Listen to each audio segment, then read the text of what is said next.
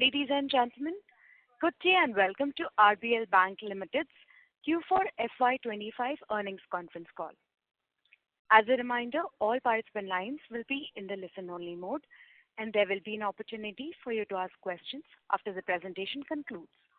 Should you need assistance during the conference call, please signal an operator by pressing star then 0 on your touchtone phone. Please note that this conference is being recorded. I now hand the conference over to Mr. R. Subramanya Kumar, Managing Director and CEO of RBL Bank. Thank you, and over to you, Mr. Kumar. Thank you, ma'am. Good evening, ladies and gentlemen, and thank you for joining us for a discussion on our bank's financial results for the fourth quarter and full year of financial year 2025. We have uploaded the results along with the presentation on our website, and I hope you have had a chance to go through it in detail ahead of this call. I am, as always, joined on this call by Mr. Rajiv Ahuja and other members of our management team to address any questions that you may have. Before we get into the details of the results for the quarter, I want to briefly touch upon the progress of the bank in FY25. We began the fiscal year on a strong footing, supported by encouraging early momentum. However, as the year progressed, distinct developments in our JLG and card businesses impacted the overall performance. In the card segment, we managed a critical transition in the portfolio collections associated with our co-brand partner, BFL. At the same time, we witnessed an uptick in delinquencies driven by a mix of challenging macroeconomic conditions and the signs of over-leverage within certain pockets of consumer base. In the JLG segment, we, like the broader industry, encountered headwinds stemming from the borrower over-leverage, which notably impacted the collection efficiencies after mid-last year. However, I am pleased to share that the portfolio has since shown meaningful stabilization and is steadily trending towards normalization. Encouragingly, both the JLG and cards portfolios are now on a much firmer ground. We have also maintained a prudent and a forward-looking provisioning strategy, ensuring the portfolio is comprehensively safeguarded as we enter fiscal 2026, positioned with a clarity, confidence, and clean slate. I will walk you through a few key data points on this shortly. We commenced FY25 with a clear resolve to scale our secured retail businesses, and I am pleased to report that we have made a meaningful stride both qualitatively and quantitatively. On the qualitative front, we have sharpened our focus on the quality of origination, the targeted mix of advances, and the acquisition channels we prioritize, each of which I will elaborate on shortly.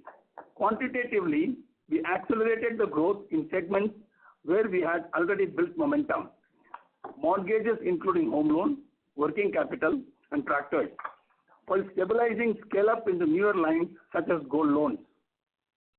Our wholesale banking franchise continued to deliver quality growth, and within that, the commercial banking segment has been scaling as per our plan. Together, these efforts have enabled us to navigate the challenging second half of FY25 without any adverse impact on our capital position. Let us now delve into the specifics. At the beginning of the year, we laid out a clear strategy to drive the granularity of our balance sheet. I am pleased to share the progress we have made on this front. The granular retail deposit as a percentage of the total deposit as of FY25 are at 50%. The term deposit less than 3 crore plus CASA was at 65%. The secured retail advances are at 32% versus 25% in March 24. Our mortgage portfolio, comprising home loans and loan against property, grew by 34% YOY, The commercial banking advances registered a growth of 29% YOY. The deposit quality has continued showing healthy trends. Our granular deposit growth has continued to see good growth in FY25 despite headwinds of higher competitive intensity and tighter liquidity conditions for most of the year. Retail deposits grew 16%, while the overall deposits grew 7%. Similarly, our average CASA balance grew 12% YOY. The retail secured segment was identified as a focused growth area, and the bank has begun achieving meaningful scale while maintaining disciplined underwriting and enhancing portfolio quality. In FY25, we saw growth in secured retail of 43% YOY. We remain confident that this portfolio will continue to perform well and is on track to achieve the full profitability by FY26. Now coming to the unsecured segment, we have been cautious in this segment. We have seen a slower growth in both JLG loans and credit cards in FY25. The JLG segment registered a decline both year-on-year and sequentially. As many of you may recall, we proactively implemented enhanced credit guardrails, including MFIN Guardrails 2, as early as November, that is well ahead of most of the players in the industry. In the credit cards, including personal loans, growth was lower 3% YOY as well as sequentially. We are happy to say that the asset quality trends in both these segments is trending to normalized levels. Our strategy in credit card business is to build a strong franchise by acquiring a good quality customers, those with the potential for deeper multi-product engagement with the bank. Even here, we are firmly prioritizing quality over quantity. As for the MFI portfolio, we have consciously reduced our exposure, shrinking the book by 23% over FY24. The portfolio now stands at 5,752 crore, down from 7,511 crore in FY24. With a stronger underwriting framework in place and the signs of macro level normalization, we expect a continued improvement in book quality. Moreover, the broader adoption of the guardrails across the industry should meaningfully mitigate over-leveraging risk going forward. We have started increasing the share of the book under CGFMU coverage, which will hold us in good stead during times of crisis, if any in the future. Over the past 3 years, including FY25, the bank has significantly improved its performance under priority sector lending, enabling us to meet the regulatory targets and avoid incremental RIDF allocation. Our erstwhile RIDF investments made for historical PSL shortfall continue to come off the balance sheet, freeing up the funding that can now be deployed towards regular lending activities, naturally at a better yield. Let us also briefly touch upon the asset quality in these segments. I am pleased to report that in credit cards, the net slippage in Q4 was 444 crores as compared to 533 crores last quarter. In JLG, as was informed earlier, the Q4 slippage was elevated but sequentially getting better with an improving trend on collection efficiencies. The net slippages were at 439 crore in Q4 as against 521 crore last quarter. This was expected given high SMA-1 and SMA-2 balances that we had seen as of December 31st, 2024. Our collection efficiency and recoveries have been better in Q4 over Q3. We saw a good improvement in the early bucket collection efficiency and ended March month at 99%, including Karnataka, up from 98.4% as of December 24. We expect the slippages to decline meaningfully in Q1, with a return to pre-stress levels anticipated from Q2 FY26 onwards. Additionally, resolution rates from the delinquent buckets are expected to improve, and we foresee recovery momentum from NPAs sustaining through FY26. Disbursals in JLG have also started seeing improvements in Q4, and with approximately rupees 350 crores of disbursals for the month of March. As I said earlier, this is with the new guardrails which we implemented in Q3 itself. As a risk mitigation for the JLG loans, we continue to increase the coverage of CGFMU for incremental disbursals in this segment. This quarter, we have applied for the coverage of 90% of the disbursals in Q4, and we expect this trend to continue in FY26. Let me also spend a few minutes on the provisioning that we have taken in this quarter. As you are aware, in credit cards, we already have a fairly aggressive provisioning policy, wherein we take 70% provisioning at NPA stage and 100% provisioning on 120 days past due.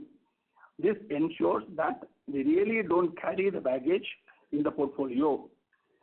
In the JLG business, we normally take 25% provisioning each quarter on NPAs, but we have now taken 100% provisioning on the NPA as at March 31st, 2025. This means we have a nil net NPA in the JLG business as at 31st March 2025. We have also taken 75% provision amounting to 283 crores on SMA 0, 1 and 2 as at March 31st, 2025 of 378 crores. To enable this, we have reversed the contingent provision that we were carrying on December 24, which was built to meet these episodic situations. This provisioning really allows us to focus on profitable growth in our chosen segments with clarity. As I mentioned earlier, we remain comfortable with the asset quality at the bank level, particularly in our secured retail and wholesale banking portfolios, where the credit performance continues to be strong. Now, how does this translate into our growth outlook for FY26? We are entering the year with a clear focus on building a resilient balance sheet, one that supports sustainable growth while maintaining discipline in risk selection and capital efficiency. On the lending side, we expect the secured retail businesses to grow at a healthy 25 to 30%, driven by the continued improvement in execution, stronger sourcing, and better cross-sell outcomes. What's particularly encouraging is that the traction isn't just in the loans. We are seeing meaningful gains in liabilities and other products as well, especially in the mortgages and BBG, where our branches have started playing a much more active role. The offers opportunity for the branches is becoming real, supported by the pre-approved offers and the sharper customer targeting. In the wholesale, we expect a steady and improved growth from the present 6% level in FY25 to 10 to 12% going forward. Given our size and the market opportunity, we believe there is still a significant headroom and our teams are well positioned to capture it. We will continue to be conscious of the risk reward in this segment to ensure a profitable growth with cross-sell. On the unsecured side, credit cards will remain a key lever, not just for book growth, but for acquiring a franchise customers, deepening engagement, and improving profitability with a greater predictability in the credit outcomes. In JLG, we are taking a cautious approach. While we have seen improving collection efficiency, certain states like Karnataka continue to be below average, though the trend is moving in the right direction. Our normalized disbursement run rate of 600 to 800 crore per month is currently closer to 350 crores, and we expect this to improve progressively, targeting a return to 600 crores by second half of the year.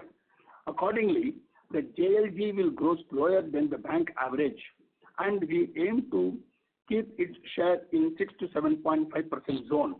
It stands at 6.2 as of FY25, down from 9% as of FY24. On the deposits front, we saw encouraging momentum in Q4, and we expect this to sustain to FY26 as system liquidity improves. Our strategy here is very deliberate. We are not just chasing headline CASA numbers. Instead, we are focused on increasing granularity, expanding our customer base, and deepening the transaction intensity, both in retail and wholesale. The idea is to build stickier, more stable deposits and manage cost of funds efficiently relative to the market benchmarks. You would have noticed that we have taken deposit rate actions already. We have reduced the savings account and term deposit rates. Of course, while floating rate loans will reprice downwards relatively quickly, the cost benefit from lower deposit rates will come with a lag. This timing mismatch will create some pressure on the margins in the first half of the year. However, we have already taken steps like lowering savings account rates to mitigate this impact, and our relatively larger fixed rate loan book will help cushion the effect. Our effective savings rate will come down from approximately 6.4% in March to approximately 5.6% in May, when the rate cuts become effective. Lastly, we are conscious that our shift away from the certain high-yielding segments, while deliberate and prudent, will reflect in the margin profile for FY26. But we believe this is the right approach. It strengthens the core and sets us up for a long-term quality-led growth. On capital, we entered the year with a total capital adequacy of 15.54% and CET of 14.06%. Based on the expected growth of 16 to 18%, we expect to remain above 13% on CET1 capital for FY26. In summary, we expect the slippages trend in unsecured segments to keep improving. Notably, we have already taken substantial provisions in the JLG SMA book, positioning ourselves prudently. Our secured retail and wholesale portfolios continue to perform exceptionally well, with 8 consecutive quarters of near zero credit cost. What is encouraging is that the growth in these segments is also picking up steadily. Our cross-sell proposition is beginning to deliver. Branches are contributing meaningfully, and we are reshaping our frontline approach to be a customer first, not the product first. This shift is gradual but real and gaining momentum. At the same time, we remain grounded on our assessment of the macro environment. With the global uncertainty and elevated household leverage, we have been cautious in unsecured segments. Consumption may remain muted, and we are aligning our growth strategy accordingly. The evolving monetary environment, with improving liquidity and easing rates, will offer some offset to the growth challenges, and we intend to use that space wisely. On the cost side, we remain sharply focused on optimizing spends, consolidating teams where we see synergies, and enhancing service delivery across customer touchpoints. Business-wise, our priority remains scale in secured segments, deepening customer engagement via branches, and delivering break-even in retail assets during FY26. Unlocking operating leverage. During the quarter, we also took steps to strengthen our leadership, with Mr. Narendra Agarwal joining us as the President to lead the branch banking and the retail liability franchise, and Mr. Pari coming in as the Chief Operations Officer. These appointments reflect our commitment to building strong execution depth as we prepare to step into the next phase of growth. This year, we made a significant strides in technology, including migration to a new state-of-the-art data center to bolster scalability, security, resilience. This was further complemented by scaling our core systems to support future growth. In Q4, after rigorous testing, we also launched our all-new integrated mobile banking app with best-in-class features designed to deliver a seamless and intuitive experience to our customers.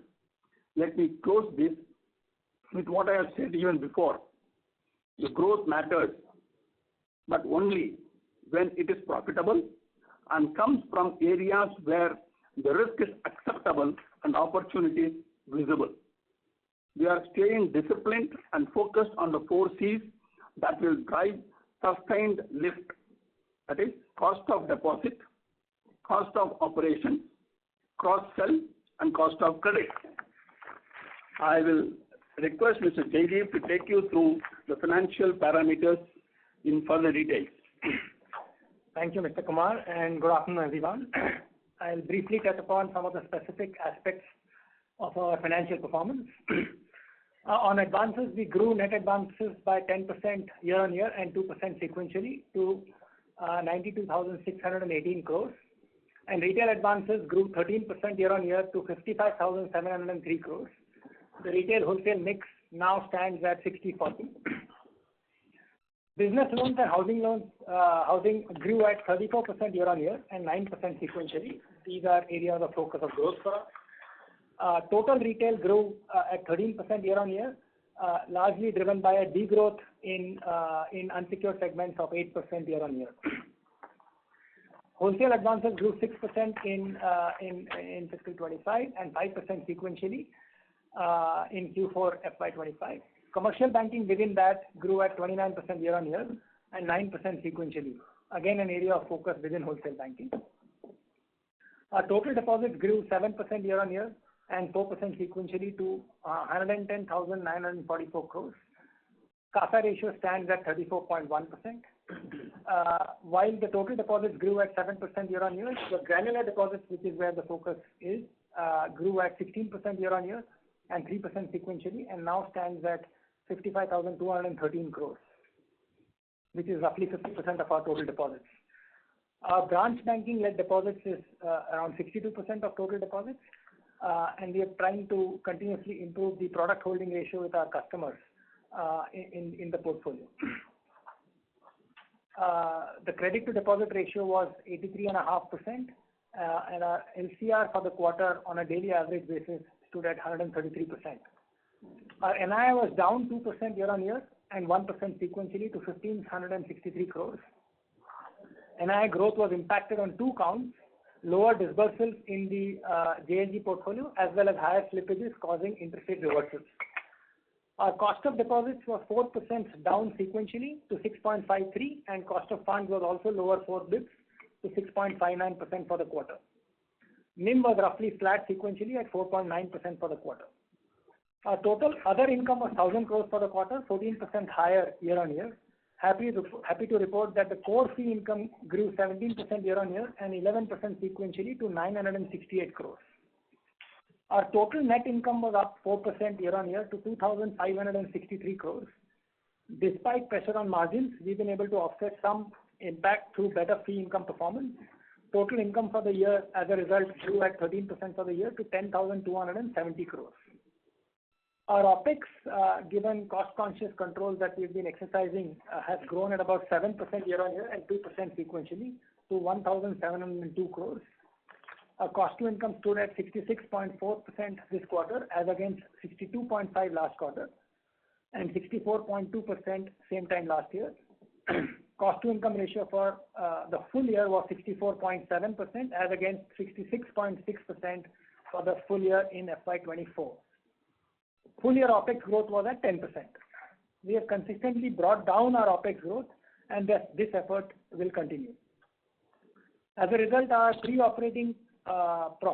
pre-provisioning operating profit was 861 crores for the quarter, and for the full year it was 3,617 crores, up at 19% year-on-year. Our total business for the first time crossed 2 lakh crores, which is loans plus deposits, and is now at 2,03,562 crores. On a consolidated basis, our PAT for the quarter was at 87 crores, and full year PAT was at 717 crores. On cards, we have forged a few new co-brand partnerships, which is expected to diversify our offerings and strengthen the client profile.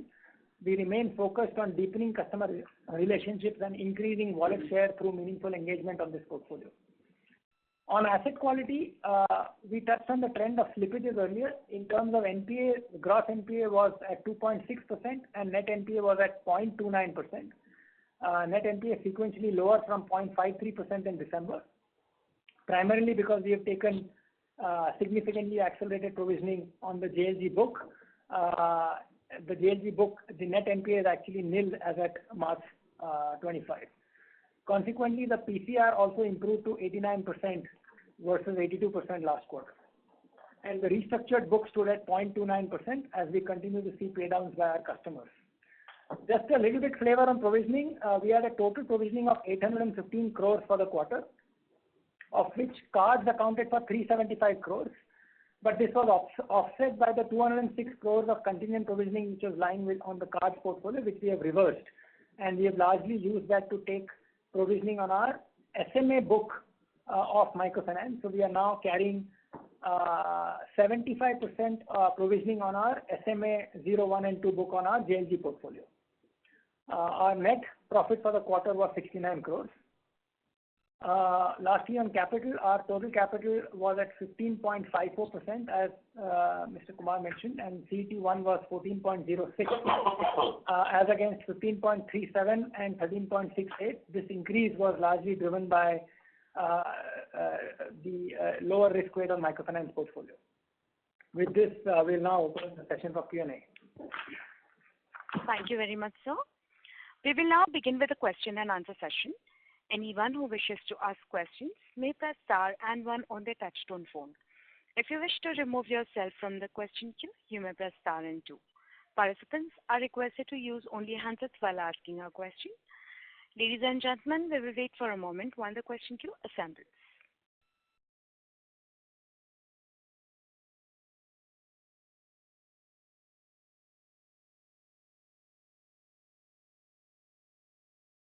The first question is from the line of Jai Mundra from ICICI Securities. Please go ahead. Yeah, hi, good evening, sir, and thanks for the elaborate opening commentary. I have first a few, just to get the doubts clear, I just wanted to check. When you mentioned that, we have utilized the contingent provisions that we were carrying against earlier in card as well as JLG book. That is right? I mean, so now we are left with the, yeah, sure. And secondly, you said that the savings rate cut effective 1st May, that would bring down your savings rate, blended saving rate from around 6.4% to 5.6%. That's correct. Sure. Now, sir, coming to the questions on this, so now we have taken a call to consume the contingent provision. Does this signify that we are now looking at near normalized stress level formation in both JLG and credit card portfolio?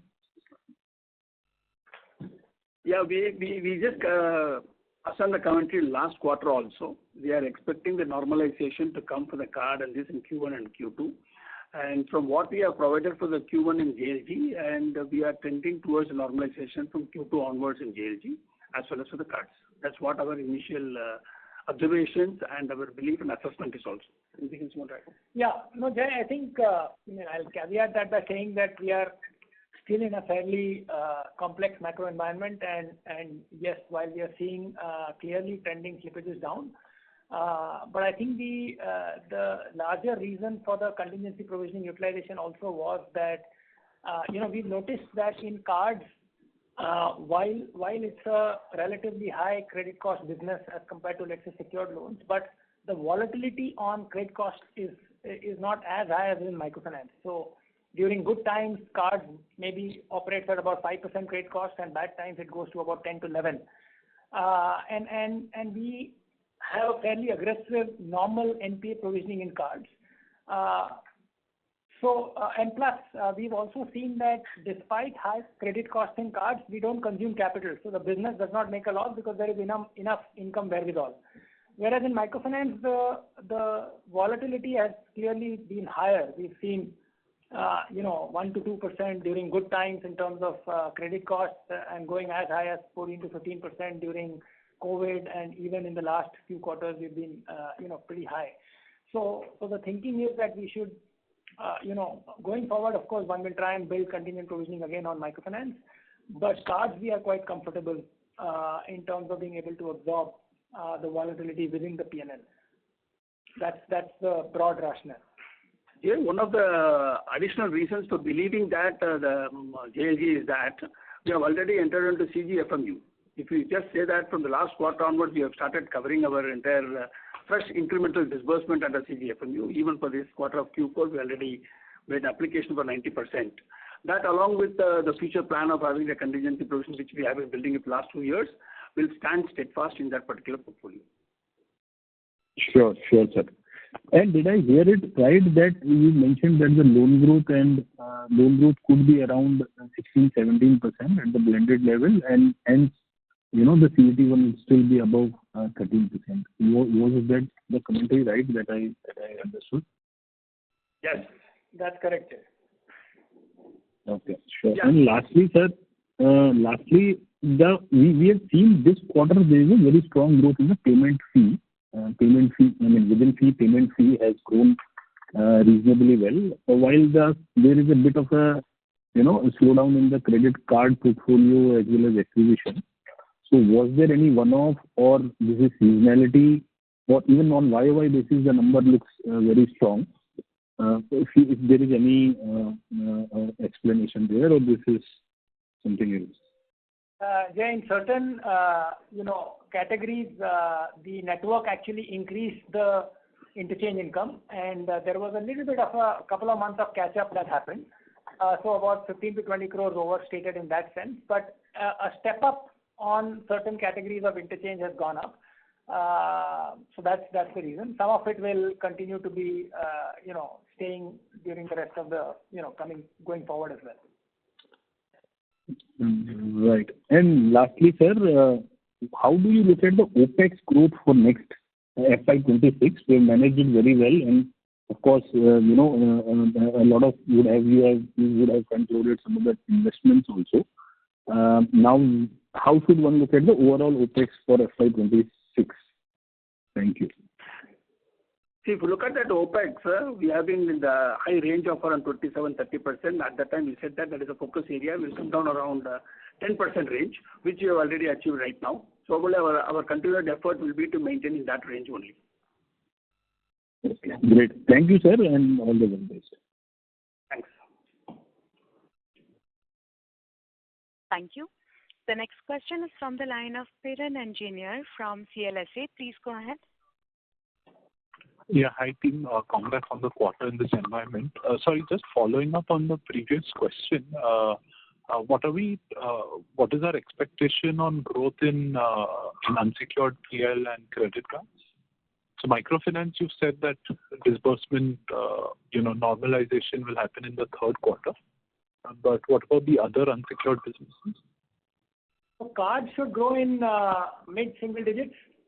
As we continue to kind of increase the bar on quality and look at customer franchise. So that's where we would look at. The broad sense is do more with the existing portfolio.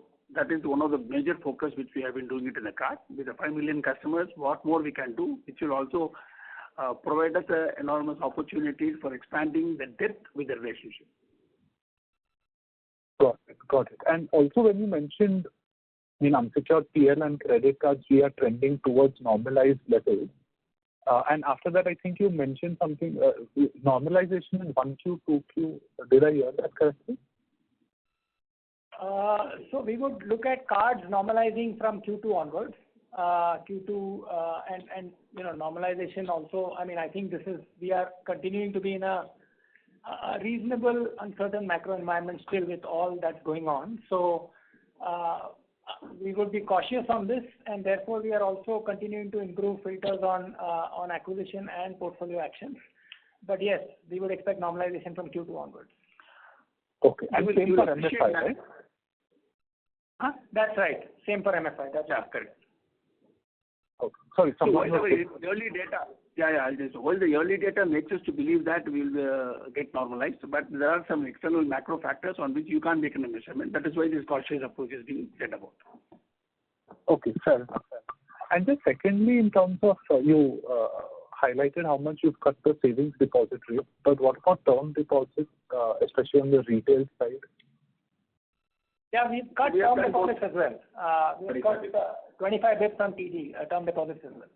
Yes. 25 bits across all tenures. No, That's so the peak retail rate is down by 25 basis points. The bulk rates in the markets are already down by about 50 basis points. Okay, but the non-peak retail TD rates would be flat, or have you all cut it across other buckets also? There has been rationalization across, but if the vast majority of retail deposits come at the peak rate. Okay, so majority of them would get repriced 25 bits incrementally. I mean, for the fresh flows. That's right. Yes. Got it. Okay, that was it from my end. Thank you and all the best. Thank you. Thank you. The next question is from the line of Anand Swaminathan from Bank of America. Please go ahead. Thank you. I just want to understand the CGFMU mix you mentioned. If you can give some idea about how the ROA economics will work under the CGFMU, just basically what will be your net margins and net credit costs and the overall ROA compared to what the book makes in a normalized environment. So Anand, CGFMU, we pay 1% of the portfolio that is under coverage as insurance cost, so to say.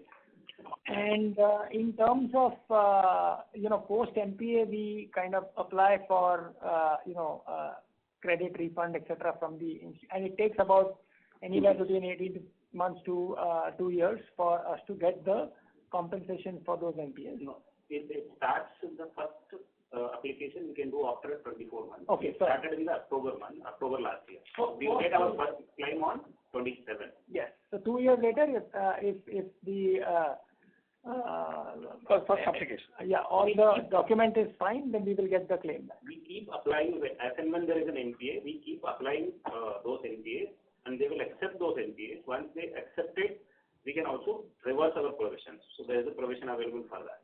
So with that, I think bank will benefit. So at the 1% cost, I think last 2 quarters we've been covering 50% of our disbursement, which we have increased it to 90% in the current quarter, which we applied. So it will get covered. So Anand, on the ROA tree, I think I would rather say that we will have to see how this pans out. Upfront, we are taking 1% cost, and hopefully credit cost gets materially covered, but it will come with a significant lag. So I think we can accept the payout of. Sorry. I think the maximum claim which we can do on a portfolio is up to 15%. That's a very large. Any stress which comes out, we would be covered to a large extent. Sorry, 15% of what? 15% of the crystallized portfolio for every year. Portfolio. Yeah, portfolio. Thank you very much, sir. So if we have a 100 crore portfolio fully covered, we can claim up to 15 crores on that portfolio.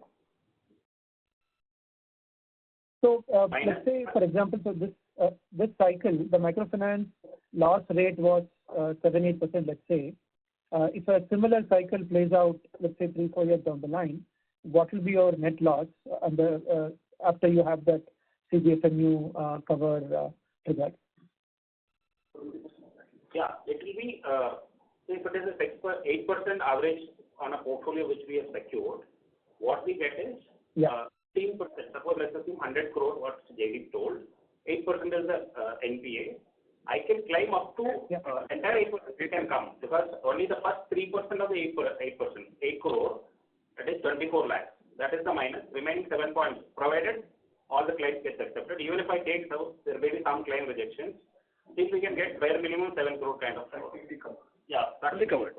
So practically, if you understand, I can go up to the claim of 15% of the 100. That is one. If suppose we move to 80, entire amount can be claimed. The settlement will not be less than 90% is what is being told about from the past settlement which has happened elsewhere. Okay, then what should be the through cycle? I understand the delay in timing, but what should be the through cycle credit cost if, let's say, 100% of your book is under CGFMU going forward? That will take some time for us to go, because right now out of 6,000, 5,000 No, but theoretical answer to that is it will be close to nil. Yeah. So then your ROA improves significantly, right? You just take 1% cost and your through cycle credit cost was like, let's say 4%, and you see a significant improvement in profitability, or I'm missing something here? You are not missing, you have measured correctly. Theoretically, it is a fully discovered. But the point what Jaideep made is that, see, we want these things to fan out because it is a new experience for us as well also. So that is the reason he said that. But theoretically, what he said is right. Yes, it is fully taken care. There will be a ROA accretive is very high. Okay. So then why not just go and grow it aggressively? Why are you saying we want to keep it under thing? Like, it seems a very good deal. Why not go back to previous growth levels? See, the point is, we are already, see, I told you that we are going to capture the appetite to the extent of the 7.5. It is a balanced, steady growth of the entire balance sheet. See, I'm not an MFI book alone, no. We have multiple things to be grown. We wanted to balance it out where we get our the risk reward, which is taken care. Here, the risk was high. We are trying to protect it through the multiple ways. And as far as the reward is concerned, there are multiple products. We are a universal bank. We need to offer all these products to all my liability customers also. See, imagine one of the best way to protect the liability franchise is to have an asset, which is a retail asset. In the absence of asset-like liability is the one which is one of the strategy which we have just adapted for the purpose of growth of the liability. Because nobody is going to come and put the deposit only for the case of deposit unless it is a rate-driven. When you wanted to make that rate-driven concept to go to the service-driven concept, you need to have all these products on your shelf. Just one clarification, Anand. If, for example, our NPAs are 8 crores, the claim that we will maximum get is about 72.8% of that amount. So maximum benefit for us on 8 crores will be about 5.8 crores as the maximum outlay that we can get back as insurance for CGFMU. The idea wouldn't be to go out and have to build a book which is prone to stress that way, but that is how the insurance structure will work. Okay, makes sense. So then basically your loss rates come down with 30%. That's what it is roughly. You can imagine if I run a loss rate of 8%, the first 2% will be borne by us, and we are paying 1% premium for the balance. Okay, then it makes a lot of sense. Thank you. And a similar question on the credit card book, sir.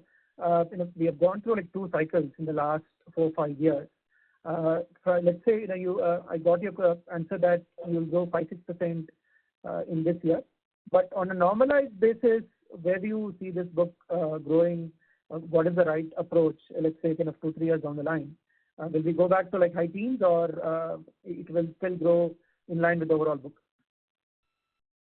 No, I think again, I think it's difficult to foresee these things so far ahead, Anand.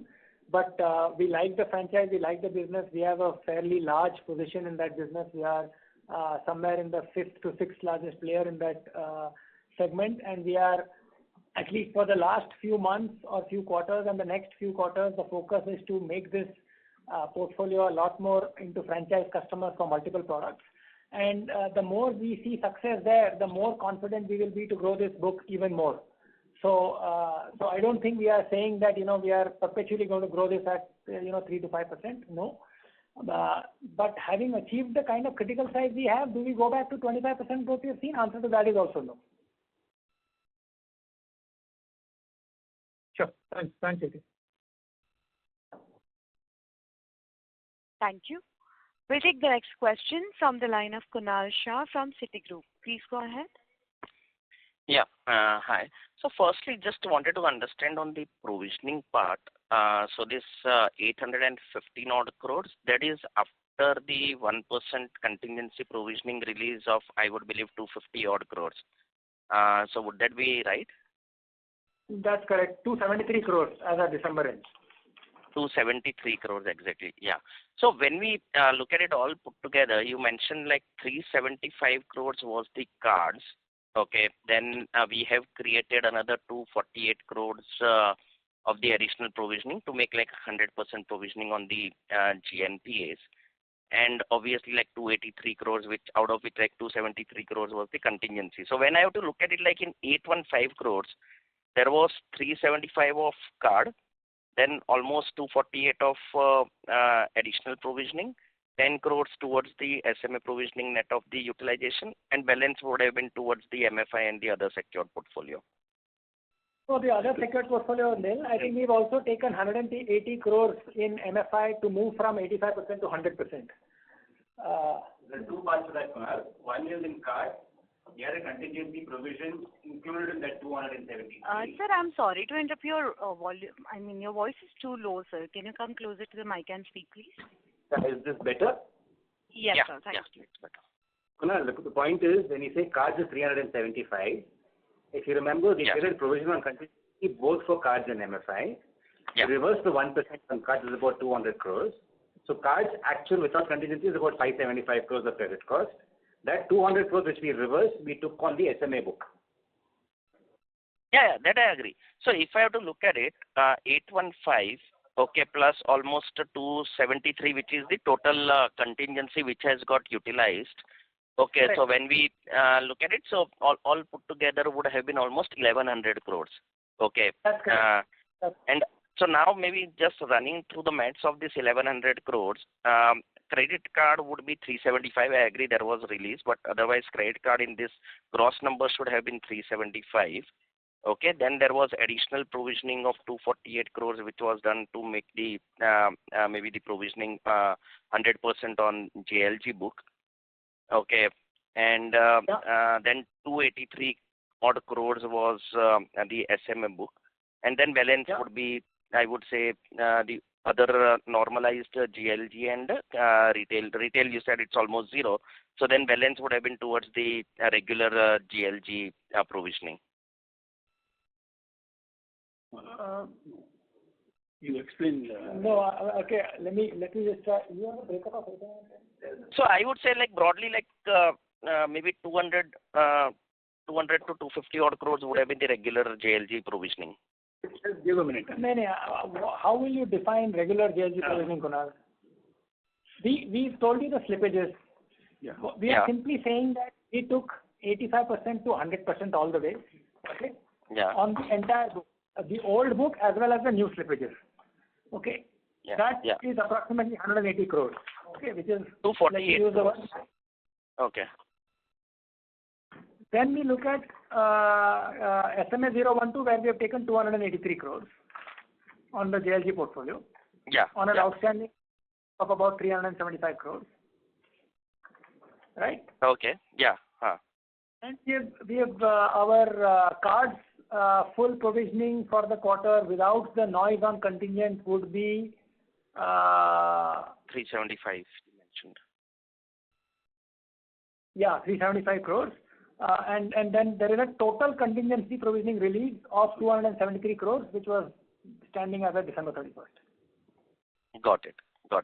And now going forward, if we have to look at it, credit cost, how should it settle? Because now on SMA we have largely provided 75%, GNP 100% is provided. So then would there be any number which we would be looking as a maybe a normalized provisioning on the MFI portfolio? And credit card also it's coming off. So now how should we look at the maybe the credit cost in JLG in credit card and the other part of the portfolio?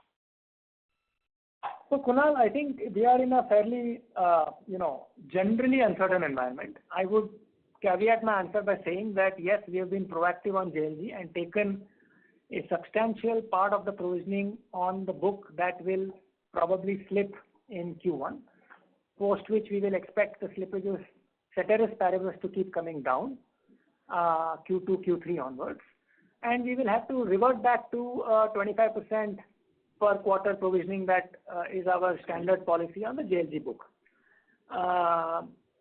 Similarly on cards, we have seen slippages come down quite reasonably well between Q3 over Q2 and Q4 over Q3.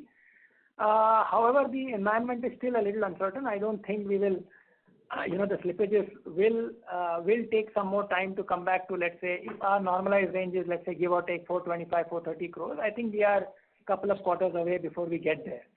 And in cards, the simple thing is to take 90-95% of the slippage of that quarter as credit costs, gross credit costs, and then we recover. So simplistically, I would say credit cost clearly going down, given the fact that we've had a very high credit cost year. I think we will hesitate to give guidance, but there should be a sharp reduction in credit costs on this portfolio. And on the non-JLG, non-cards book, retail plus wholesale, we again expect extremely benign outcomes for next year. Yeah, so that's what. So maybe non-JLG, non-cards, not much. JLG largely provided on incremental 25% and credit card incremental net slippage, almost 95% provisioning. So that's the fair assumption of the credit cost. That's correct. Okay, got it. Perfect. And when we look at, so what was the gross slippage in credit card and MFI this quarter? Gross slippage in cards was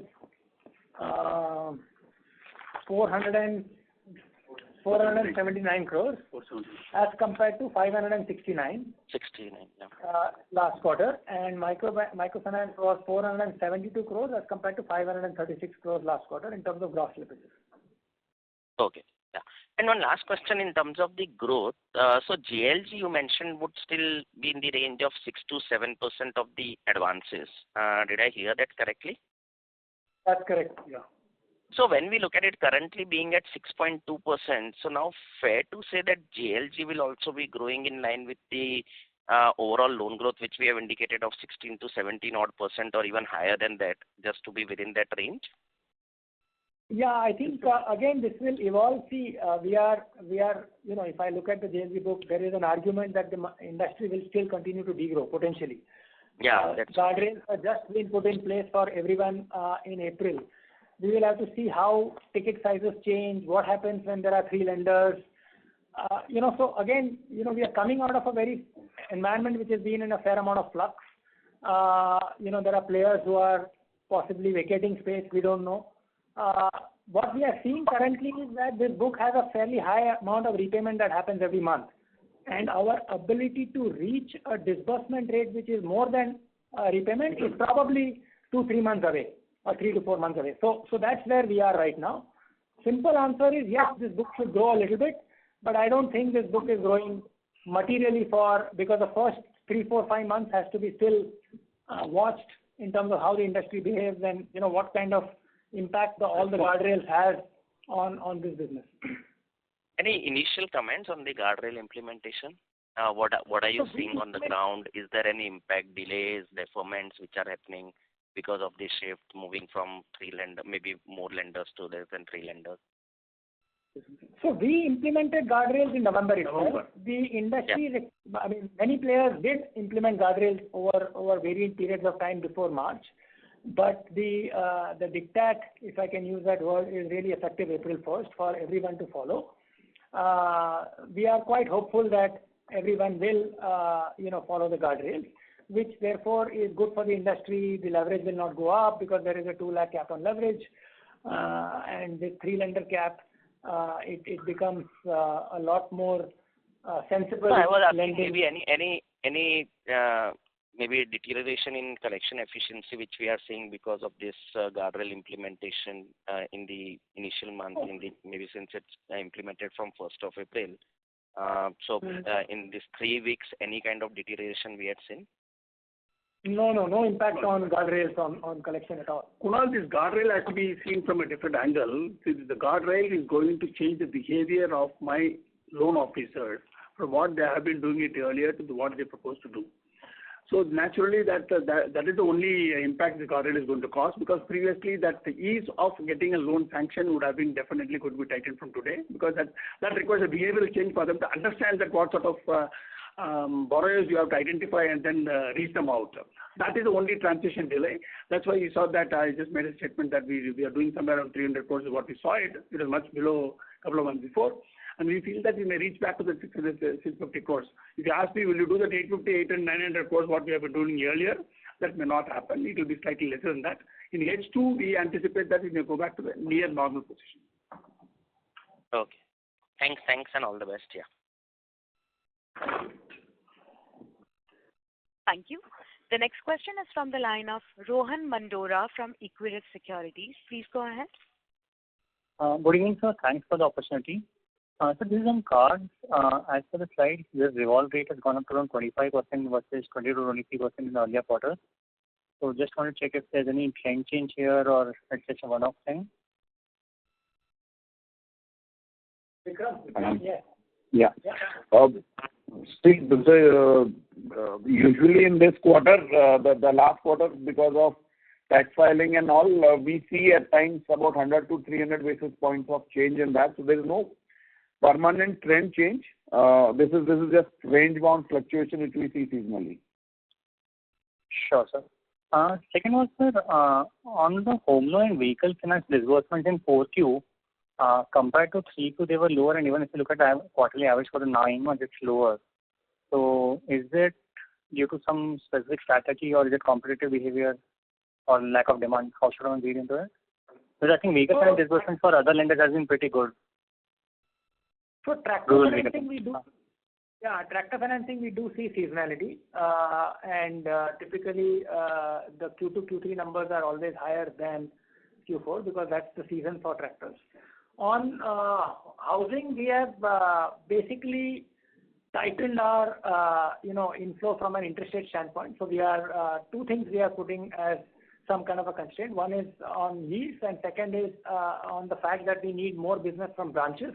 So we are trying to see how the mix is favorable from a risk-reward standpoint and a cost standpoint. Sure.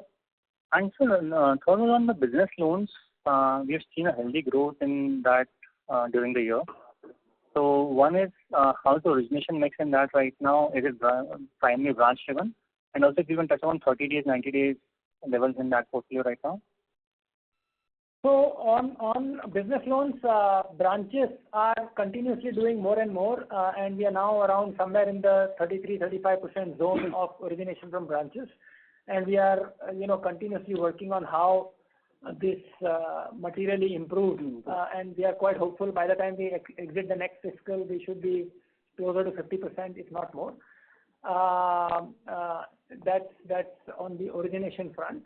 Sorry, you had SMA book on this. Honestly, I'm saying that we don't expect any material credit cost at all. So even if there is no buildup of any SMA 1 to above normal at all. And as I said in the earlier question, we don't expect any material credit cost in the mortgage business in the foreseeable future. Sure. So lastly, on your OPEX guidance of 10% year-on-year growth for 26, see, currently still if you look at in many businesses, co-branding or maybe non-branch-led sourcing would still be a meaningful part. So with business growth, these costs will grow. So where are we trying to curtail costs incrementally to be able to contain OPEX growth at 10%? So we are, there are many levers here. I think on, let's say, secured businesses, we have yet to reach optimal productivity. So with similar sales and credit teams, we should be doing much more business. So that's one. There are efficiencies in operations, efficiencies in technology that we still have to fully implement. So it is not that when we are saying there is a 10% cost growth, we are saying that the business is going to grow at that rate. We are talking about efficiencies coming, which is why we are saying we should hope to control cost growth in that range. The combination of productivity increase and then efficiency improvement, plus moving away towards more sourcing from branches, which is going to be the driver for this. Sure, sir. Sure. Thanks, sir. This was all from my side. Thank you. The next question is from the line of Shailesh Kanani from Centrum Broking. Please go ahead. Yeah, good evening, and thanks for the opportunity. A couple of data keeping questions. On the wholesale book front, if you can give the rating breakup, A better, triple B and B, BB and below. Shailesh, you're not carrying that handy. I'll give it to you offline. 80% would be A and above. Yeah, about 80% is A and above. There is no material change in this. No material. Okay. Second question on the contribution with respect to OPEX. We earlier have been alluding that business acquisition cost would kind of come down as we kind of increase the productivity on the branch front. I understand that also includes the collection in the line item disclosure, but have you seen any material change in business acquisition costs? Any decline we have seen in the recent times? So Shailesh, we are continuously working on improving this, and we see a lot more scope, even including collections actually. Thanks for bringing that out. In terms of cost of collections coming down for largely the cards business, because the rest of the businesses, that's not a material number.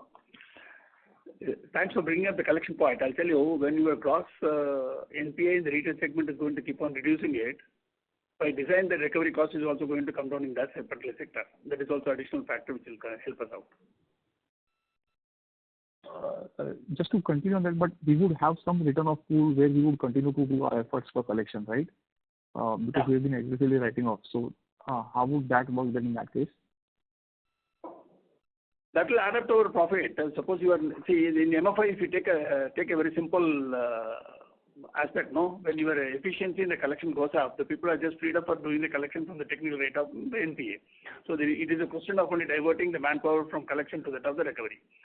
When you are, the problem will come and the cost will go up only suppose your collection efficiency is down. That as indications are little past. And Shailesh, given what has happened in Q3, Q4, we've already deployed, collection manpower increase, and that's already there in the numbers in Q4. So I don't think from here on that is going up. No fresh investment. Okay. And last question from my side. In the opening remarks, you have said that we are PSL compliant, but we have not got any PSL certificate, right? So it is organic compliant, right? No. We have got PSLC, but the cost associated with that purchase is not material. It's about 20-30 crores. That is also not so much. We buy generally micro and general, which is very minimal, nominal cost. Okay. That's all from my side. Thanks a lot and best of luck. Thank you. The next question is from the line of Param Subramanian from Investec. Please go ahead. Yeah, hi. Thanks for taking my question.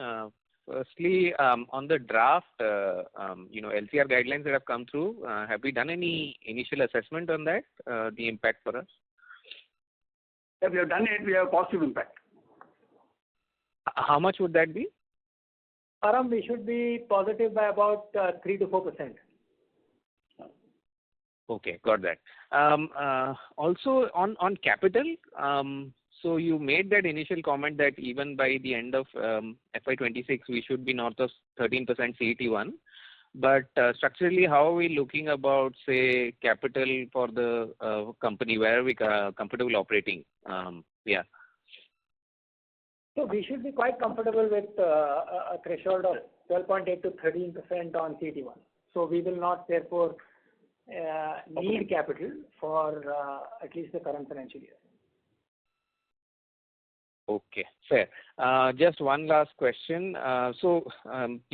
In the P&L going into next year, there are a lot of moving parts, with the rate cut. You said there is a EBLR repricing pressure. There are the SAR rate cuts. There is some operating leverage. So sum and substance, I just want to understand how one should be thinking about operating profit, right, going into next year and maybe beyond.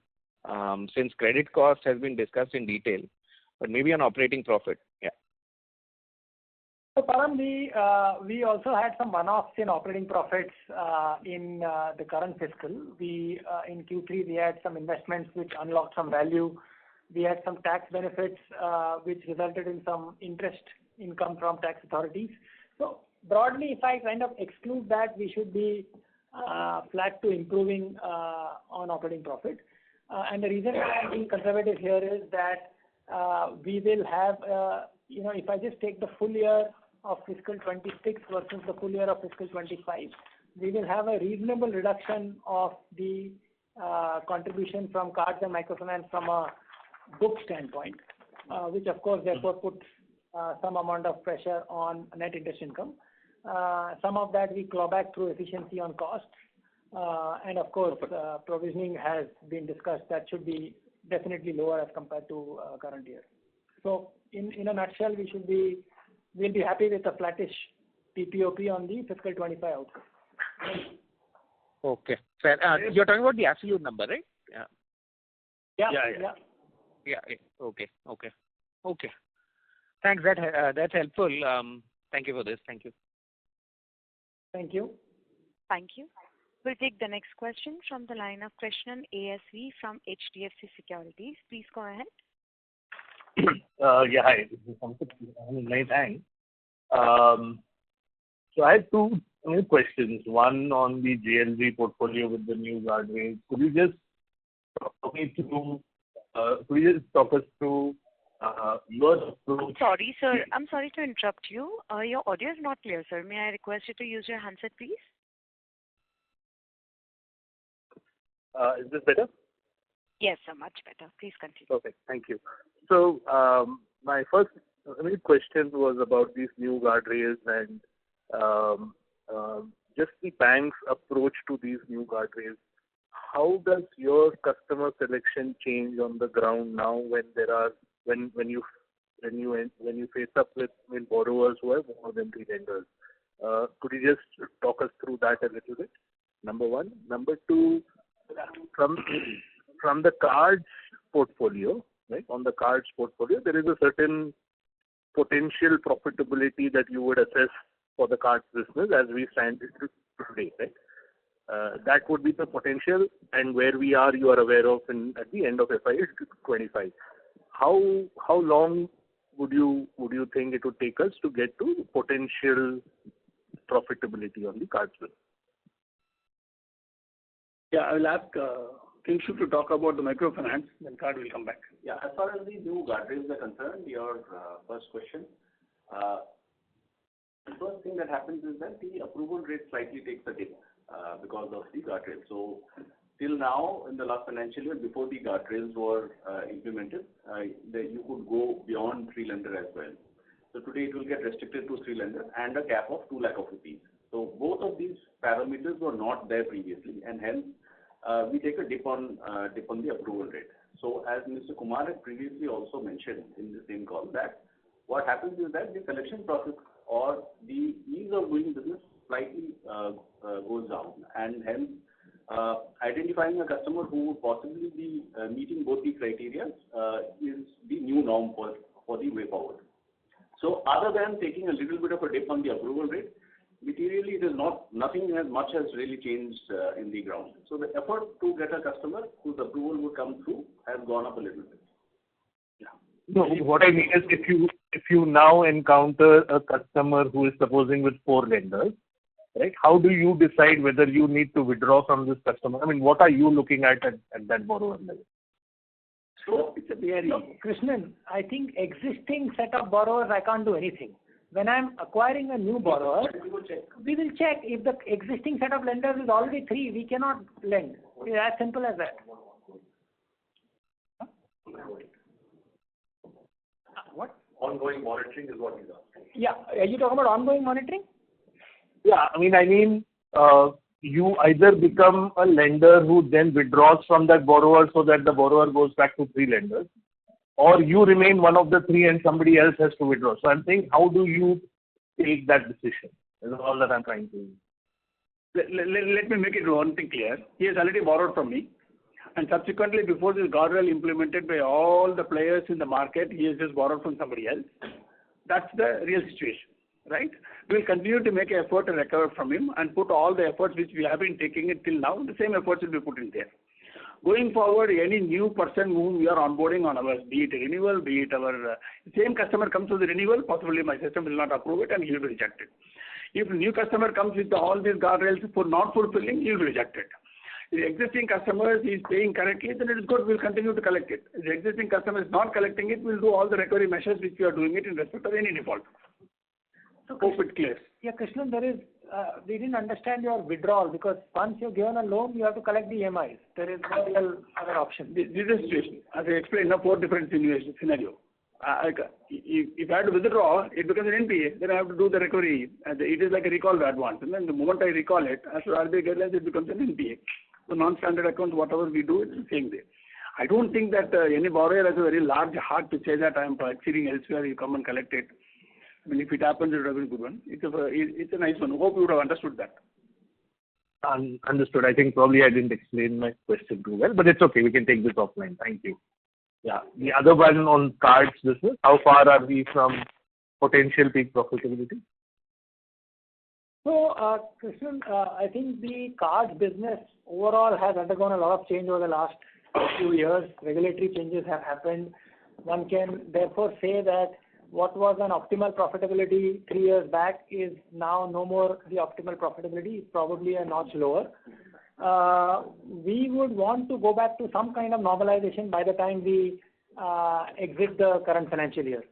But more importantly, instead of looking at, again, focusing on what's the card profitability, I think we are trying very hard to kind of change the mindset to look at that as a customer franchise and see what we can do with that customer. So the way we approach the portfolio as well as new customer acquisition is changing. And I think that is what is making us more excited than just looking at improvement in profitability of that business.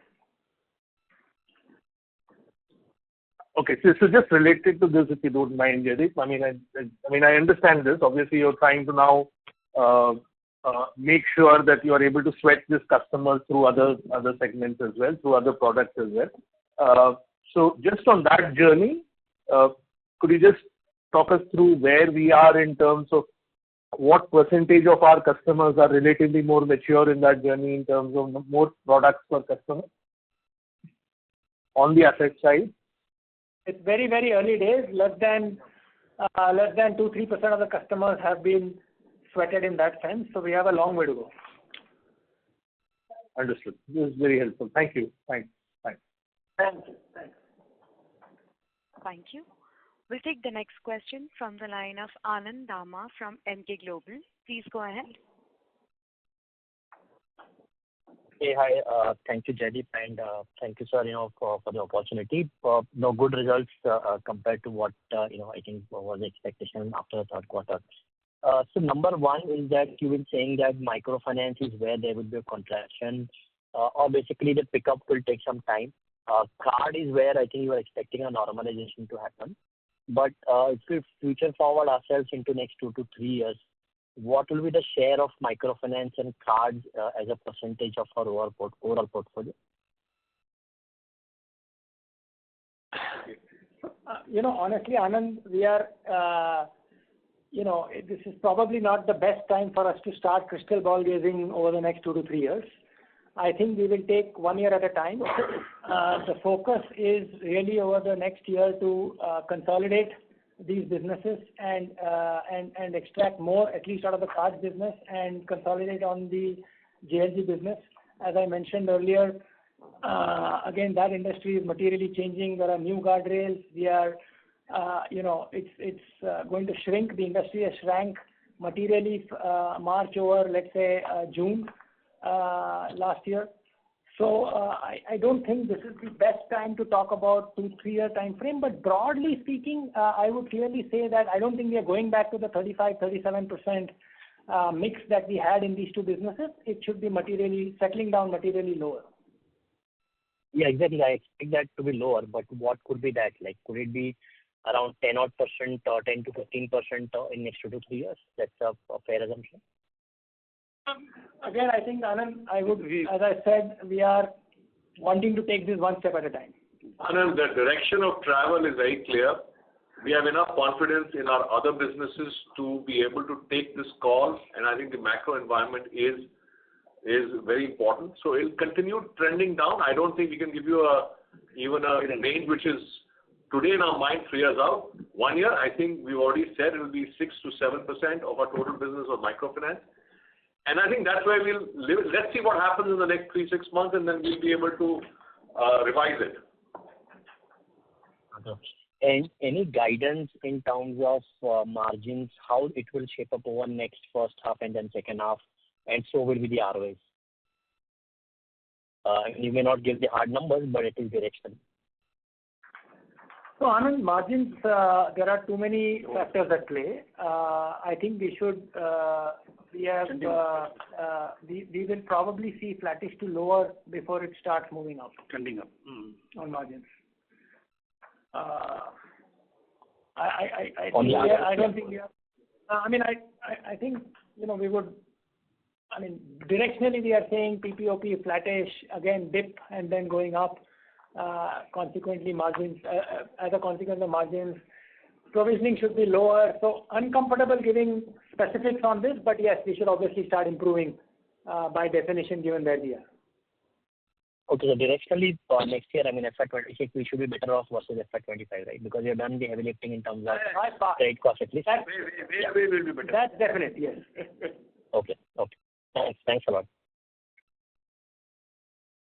Thank you. We'll take the next question from the line of Aditi Naval from RSPN Ventures. Please go ahead.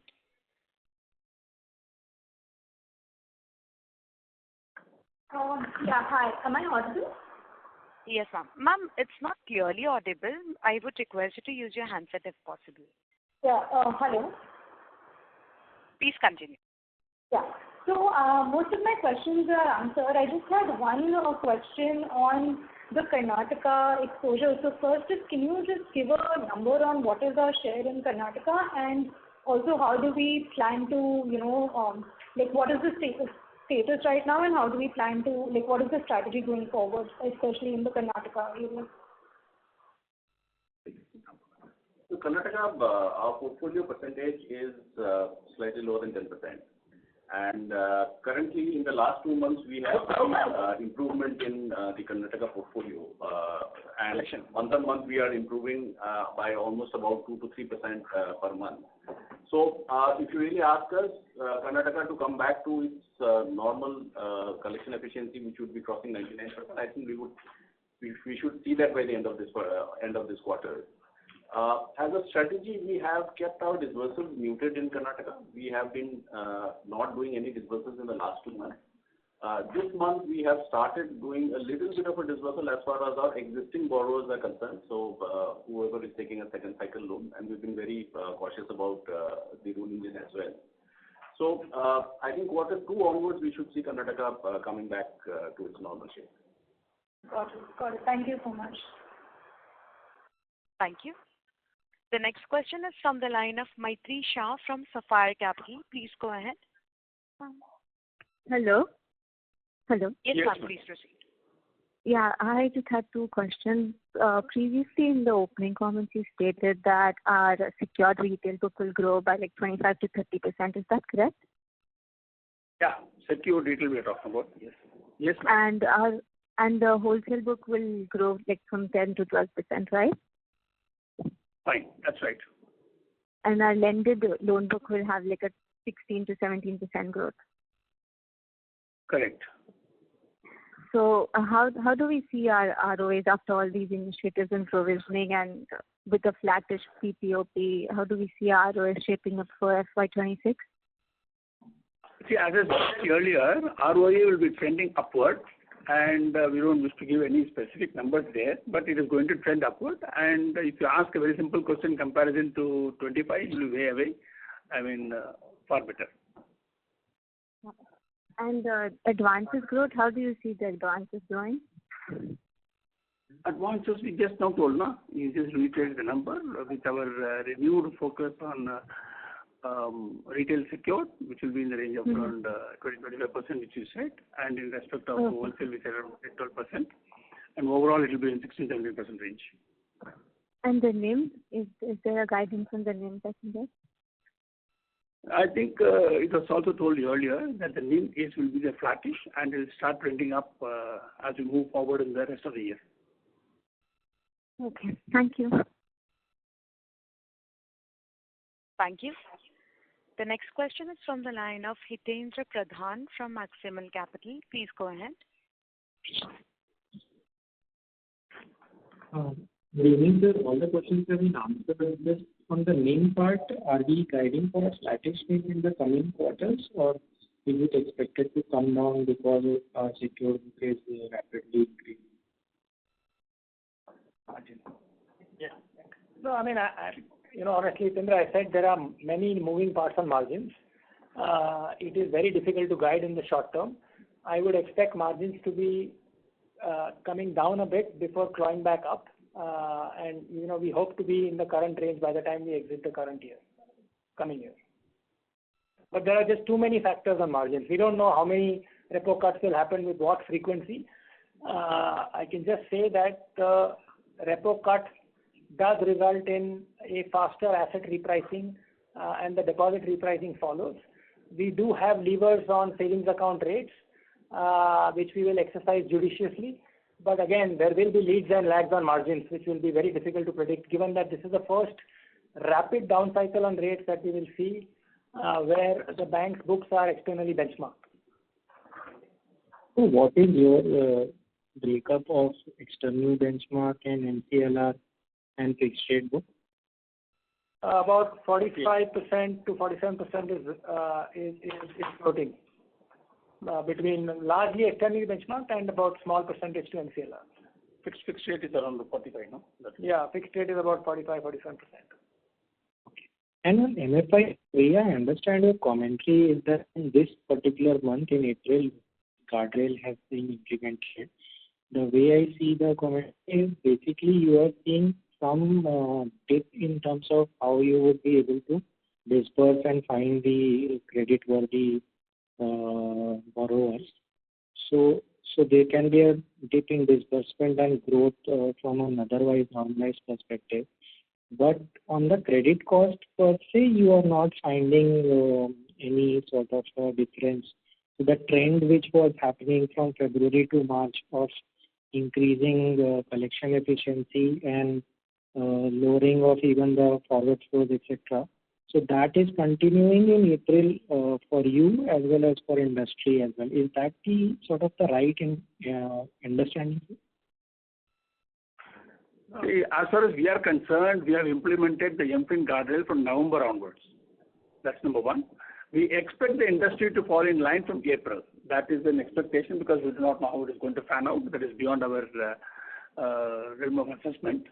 As far as with the revised MFIN, we said that yes, we saw some disbursement down, and which we are very cautious in Q3 and Q4 also.